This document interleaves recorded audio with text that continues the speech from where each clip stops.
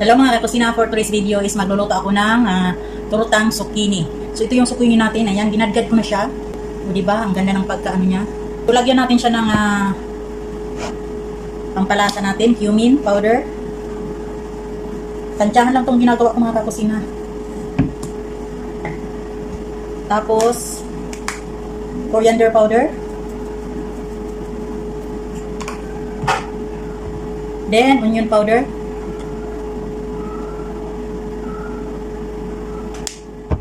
Puro powder ang gagamitin natin. Garlic powder.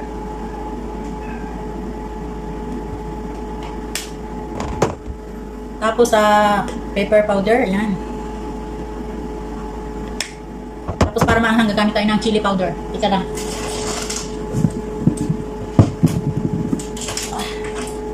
Ito.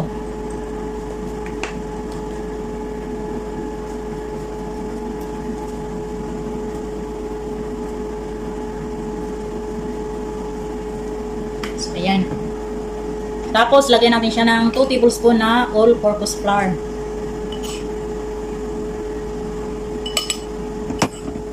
Tapos, syempre, dahil torta, di mawala ang itlog. Lagyan natin ng 5 piraso ng itlog.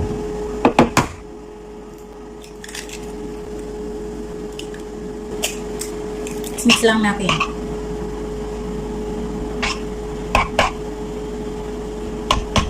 Nakasawa na yung manok, kaya dito naman tayo sa itlog. Itlog manok din galing. Saan ba galing yung itlog? Sa manok. Yan.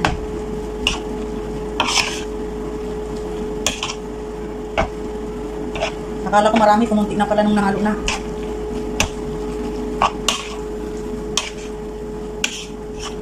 So ayan, ipa-fry na natin siya, o diba? Ayan, nakalimutan pala natin lagyan siya ng asin.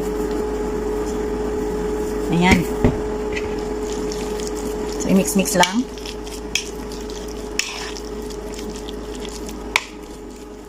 So, ayan. Ipa-fry na natin siya. So, ayan. Nagpainit na tayo ng mantika. So, ipa-fry na natin. Ang bango. So, ayan. Hintayin lang natin na mag-golden brown. So, ayan. Binaliktad ko na siya.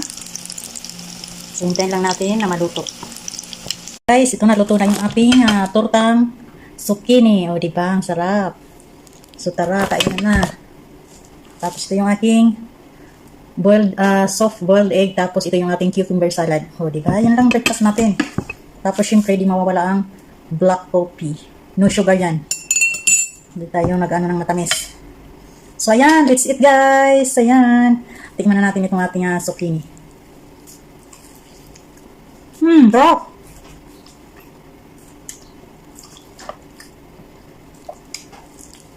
Sarap papakin.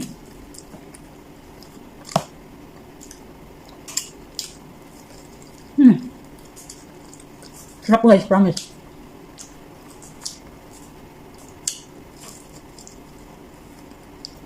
Tinatamad na ako kumuha ng ketchup. Kahit walang sausawan ay sarap.